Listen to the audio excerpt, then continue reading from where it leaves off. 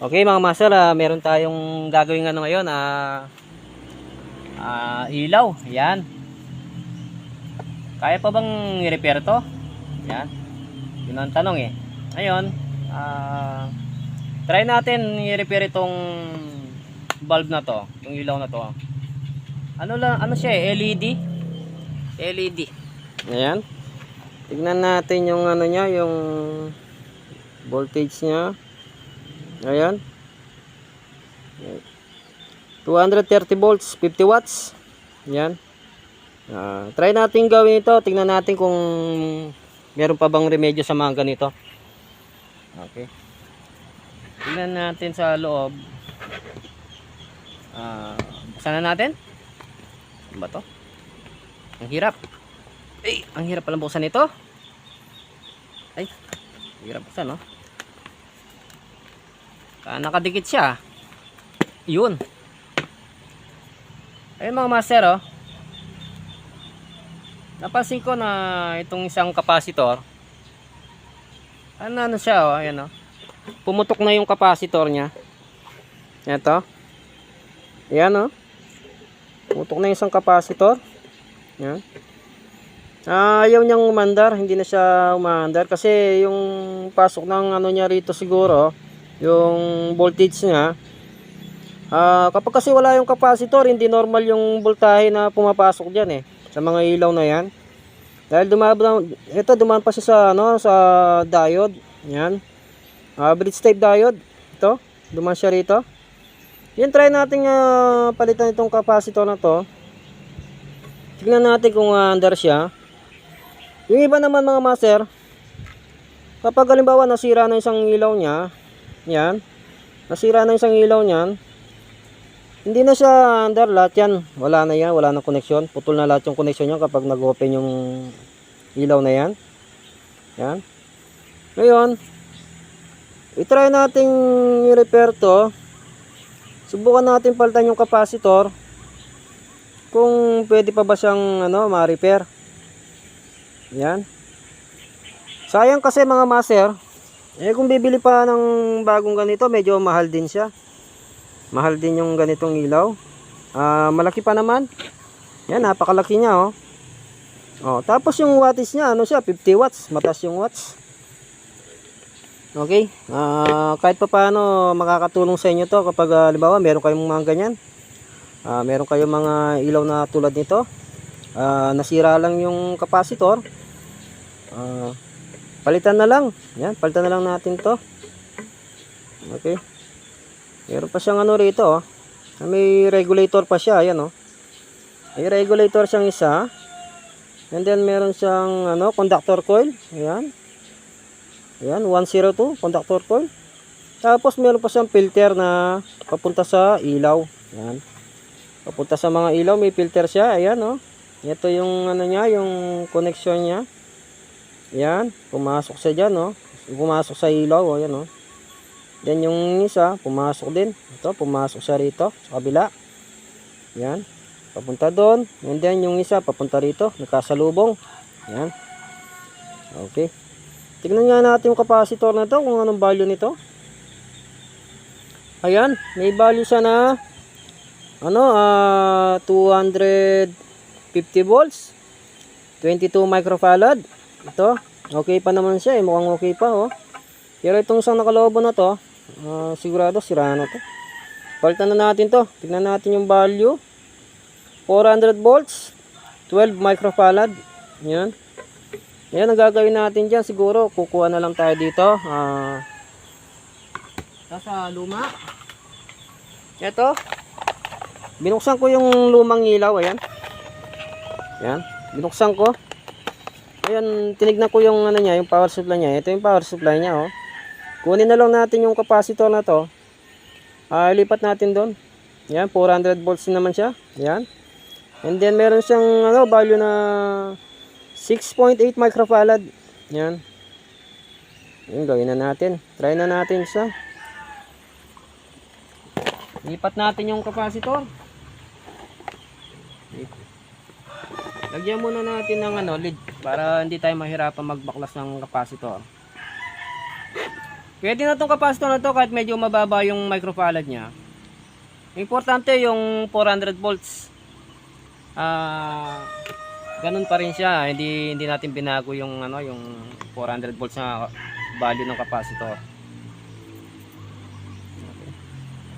Baka mahulog. Dito ka muna, baka mahulog. Punta na natin to. Ayun. Ito na. Ayan mga master, ito yung lalagay nating capacitor. Yan. Tingnan nyo muna mga master, lagyan natin ng bukelya. Yan. Saksak muna natin to. Tingnan nyo kung iilaw ba. Yan. Saksak natin sa 220. 220. Mga master, ito natin saksak. Tingnan nyo. Ay naku. Yan.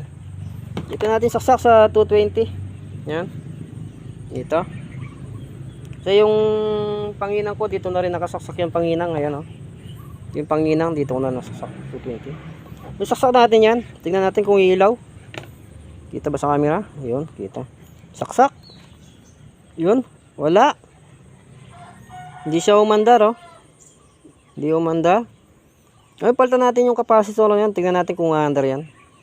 Kasi kaya hindi umandar yan dahil sira na yung capacitor. Hindi na accurate yung voltahe na pumapasok rito. Ang mangyayari malakas uminit yung regulator na to. Yan, malakas uminit yung regulator na kapag walang filter. Ito. Iinit yan hanggang sa masira na yan. Kailangan nating gawin, palitan na natin to para sure ball na hindi na iinit to. And then na yung voltage niya, accurate na siya nun. Okay, try natin kapag hindi pa siya umubra. Pinalitan natin to, hindi pa siya umandar. Ibig sabihin may nasira sa mga ilaw niya.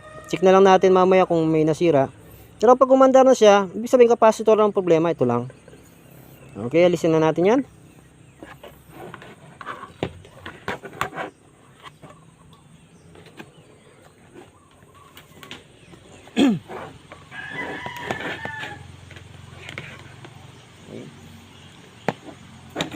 Maraming salamat po sa mga nanonood sa atin, mga followers natin.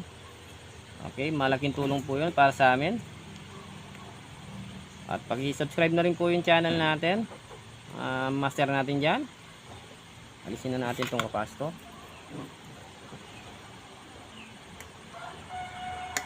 Yun, tanggal na. Wala. Alisin na rin natin to. Okay.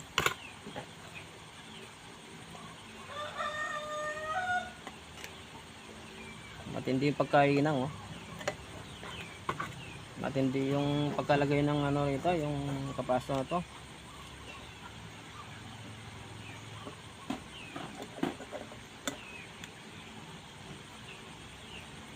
Ayun, tanggal na. Yan, tanggal na siya. Okay. Dito nga pala yung niyan, yung nga pala tong sign. Ayan. May sign siya rito na nakalagay yung sign dito na positive, tapos dito yung negative. Ayan. Ilagyan natin ng lead ito. Lagyan natin ng lead to para ayan, para madaling ilagay yung capacitor. Ayan. Ayan, okay na yan. Tapos huwag kalilimutan yung yung passive nandito, ayan, may plus. Ayan, meron siya nakalagay na capacitor, nila nakalagay yung sign na plus. Ayan. Ibig sabihin dito yung positive ng capacitor. Tapos ito yung negative niya. Ngayon, lagay na natin to. Lagay natin tong capacitor na to. Tingnan natin kung aandar na siya. Hinahin ko muna. Ayan. Hinahin muna natin.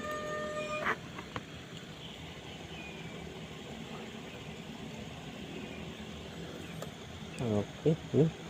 Ilagay na yung sampa. Kabila ulit. Yan. Okay, yan. Ilagay na natin yung capacitor. Yan. Ilagay na natin yung replacement. Ayan, check natin kung ano, under na to. Iyan na natin, isaksak natin sa outlet natin kung under na siya. Okay, tayo natin dito. Ay. Sayang kasi mga master, bibili tayo nan. Mahal din kasi yan eh. Kung may remedyo pa, gawa natin ng paraan para makatipid tayo. Pag-share na lang po yung video natin, then pag-like, pag-subscribe po, at pag-pindot na rin po yung ano, yung may wagang bell, notification bell po. Okay, saksak na natin. Saksak natin 'yan. Saksak natin ang outlet. Okay mga master, ito saksak na natin siya. Tingnan natin kung anda. 1 2 3. Ayun. Ayun mga master, oh, umandar. Ang liwanag. Okay, umandar na siya, oh. Oh. Yan. Kanina, nung nakalagay ito, ayaw umandar. Yan, nung nakalagay siya, ayaw niyang umandar. Siguro dahil na ano, open na siguro to. Open na yung capacitor na to, itong filter. Yan, okay na siya ngayon, umandar na. Yan mga master. Ano na lang tayo ngayon, pa-shoutout na lang tayo. Okay? Ang partner natin, siya na lang magsasalta para sa shoutout. Boss. Ano, patay muna natin yung ilaw. Ayan, shoutout muna tayo. Ito po.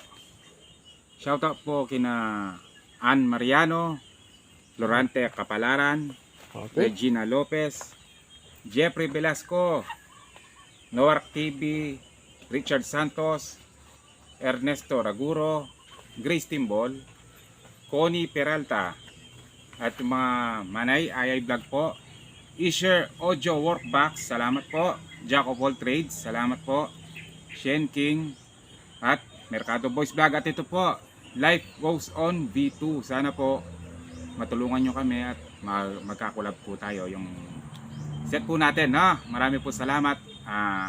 Share po tayo, like and subscribe po para marami pa po tayong mga vlog na video. Salamat po. Okay. Okay. Okay, yun, nakapag-shoutout na po yung natin, kaibigan natin. At sana po tuloy-tuloy po yung gawin natin mga na-upload natin mga video at kahit papaano ay nakakatulong po sa inyo. No? At sa mga nagko-comment po, nagpapasalamat pa rin po ako sa mga nagko-comment sa atin. Yan, malaking bagay po yung mga nagko-comment. At yung mga ibang comment na sasagutin na lang po natin. Yung comment kahit ano ba yan, bad comment o good comment, okay, para sa akin okay lang yun, masaya pa rin ako, at least may nag-comment. Ayan, at maraming salamat po sa inyo. Sa susunod na video po, magkikita-kita ulit tayo. Pag-subscribe lang po yung YouTube channel natin. At maraming salamat po sa inyo. God bless po. Yan. Okay.